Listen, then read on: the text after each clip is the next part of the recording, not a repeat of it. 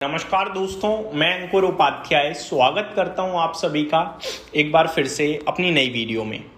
दोस्तों, सबसे पहले आप सभी के साथ शेयर करना चाहूँगा FIDIs का डेटा, और उसके बाद आप सभी के साथ शेयर करूँगा गिफ्ट निफ्टी, उसके बाद निफ्टी, उसके बाद ग्लोबल मार्केट, फिर क्रूड ऑयल और gold silver and then stock specific. तो शुरुआत करते हैं FIDIs के साथ। आज का डेटा देखना बड़ा इंटरेस्टिंग है। क्यों है? क्योंकि हमें ये देखना है कि आज जो कुछ भी हुआ है वो कहाँ कहाँ हुआ है। ऑप्शंस में तो देखो कल बाइंग थी, बाजार नीचे चला गया, लेकिन आज क्या हुआ? आज डेटा ही नहीं है। मतलब होते हुए भी ऐसा लग रहा है कुछ भी नहीं हुआ। ऑप्शंस में दबा के सेलिंग थी तो ऊपर की कॉल बेची गई है जैसा लग रहा है। 24,500 के नीचे निकलते ही 24,000 की भी कॉल दबा के बेची गई है। पैसा बना लिया है मोटा। अब मैं आपके साथ डेटा शेयर करता हूं। कैश मार्केट में FIIs ने 258 करोड़ की बाइंग करी है। DIIs ने कैश मार्केट में 24 करोड़ की बाइंग करी है, केवल 24 करोड़ की।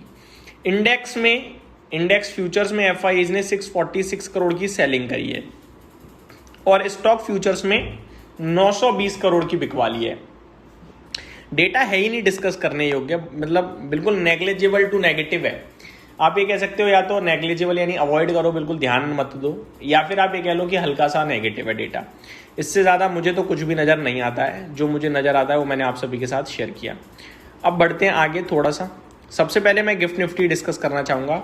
50.2 पर 24,567 पे ट्रेड कर रहा है, ठीक है। अब निफ्टी आपके साथ शेयर करना चाहूँगा। 24,470 की क्लोजिंग आई थी। हाँ जी, 471। देखो आज जो हम 24,450 पे 315 पे बंद हुए और एडजस्ट होके 471 पे बंद हुए, जो वो मेरा मानना ये है कि एक्सपायरी की वजह से थे। ये मार्केट दोबारा 24,500 के ऊपर जाना चाहिए। कल एक्सपायरी खत्म, सबका प्रॉफिट बुक हो गया जिन्होंने भी 24,500 की कॉल बेची, और कल के सेशन में दोबारा 24,500 के ऊपर आने चाहिए। अब दो सिनेरियोज हैं, या तो गैप अप आ जाए या फिर ना आए। अगर हम 24,500 के नीचे रहते हैं कल, ठीक है, तो आपको 24,400 का स्टॉप लॉस लगाना है। अब ये देखने वाली बात है कि आप कितनी पास 24,400 के लेते हो। ध्यान से समझिएगा। फॉर एग्जांपल, कल 24,430 पे मार्केट ओपन हो जाए, 40 पॉइंट गिरकर, पॉजिटिव हो जाओ, 30 पॉइंट का stop loss. Stop loss must है दोस्तों। अगर स्टॉप लॉस नहीं लिया तो फिर परेशानी है। 30 पॉइंट का स्टॉप लॉस लॉन्ग कर दो। 24,450 पे बंद होते हैं, 50 पॉइंट का स्टॉप लॉस, या फिर थोड़ा वेट कर सकते हो। 24,470, 80, 90 पे ओपन होते हैं तो मुझे नहीं लगता कुछ करना चाहिए, फिर तो स्टॉप लॉस बड़ा हो जाएगा, तो वेट करेंगे। कल मेरे को जो मेरा व्यू है वो ये है कि हम जहां भी खुले उसके बाद हम ऊपर 24,500 के जाने चाहिए। ऊपर कहां तक जाएंगे? 24,550 या फिर 24,590, ये मेरे को मैक्सिमम दिख रहा है फिलहाल के हिसाब से। अब मैं ये क्यों कह रहा हूं? बेस क्लियर करने के लिए। आज जो गिरे हम, दो कारण थे। एक आपका एक्सपायरी जिसमें डेटा बन गया नेगेटिव, और एक आपका कच्चा तेल। अब देखो एक्सपायरी हो गई खत्म, रिवर्सल बनता है। और कच्चे तेल की बात करी जाए तो ये $90 था जब हमारा बाजार बंद हुआ, अभी 88 है, तो ये भी $2 नीचे है। अगर ये 88, 87, 86 पे बंद होता है आज, तो फिर तो सुपर पॉजिटिव। अगर ये 90 के ऊपर निकल गया एट द एंड, तो फिर नेगेटिव है भाई। तो फिर हमें शायद हम 24,500, 25,500 के पास ही पहुंच पाएंगे, और 400 की तरफ जाने की संभावना बढ़ जाएगी। तो मेरे को कल जो भी करना है उससे पहले मेरे को कच्चा तेल एक बार देखना है, उसके बाद मेरे को लेना है, और मेरे को कल की ओपनिंग से मतलब होना चाहिए। उम्मीद करता हूं ये डेटा यहां तक आपको क्लियरली समझ में आया होगा और एक्शन समझ में आ गया कैसे करना है, राइट। अगले पैरामीटर पे चलते हैं, ग्लोबल मार्केट्स की तरफ। तो सबसे पहले अमेरिका का बाजार आपके साथ शेयर करना चाहूंगा, यूएस मार्केट।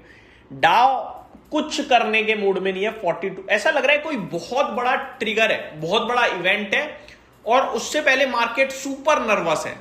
ये सुपर नर्वस नहीं है, ये काम ही नहीं कर रहा। लग रहा है ऐसा कुछ होना ही नहीं है, यहां कुछ कोई करना ही नहीं चाहता। डाउ बिल्कुल फ्लैट है, नेस्डेक में 1/3% की गिरावट है, S&P 500 बिल्कुल फ्लैट टू नेगेटिव है। सारे हल्का हल्का लाल निशान में है। एकमात्र अगर आप देखो रसेल 2000 में आपको तेजी देखने को मिल रही है 0.4% की। अब आता हूं यूरोप पे। फिटसी बिल्कुल फ्लैट है, डेक्स में 1/3% की तेजी है और कैग बिल्कुल फ्लैट है।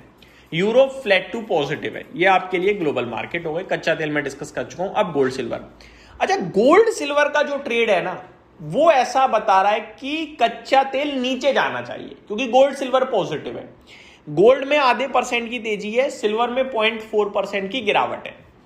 मतलब कोई चाल नहीं है, न्यूट्रली ट्रेड कर रहा है। जब मैंने आज अपनी लाइव स्ट्रीमिंग करी थी आपके साथ दूसरे चैनल पे, मैं आपको बताना चाहूंगा अगर आप मेरे साथ लाइव जुड़ना चाहते हो तो अंकुर उपाध्याय एसएमए वाले चैनल पे मैं डेली आपके साथ लाइव सेशन कर रहा हूं आजकल शाम को 4:30 बजे, और कोशिश रहेगी कि ये सुबह 8 बजे मैं करने लगूं ताकि दिन के दौरान जो होगा वो डिस्कस कर पाए।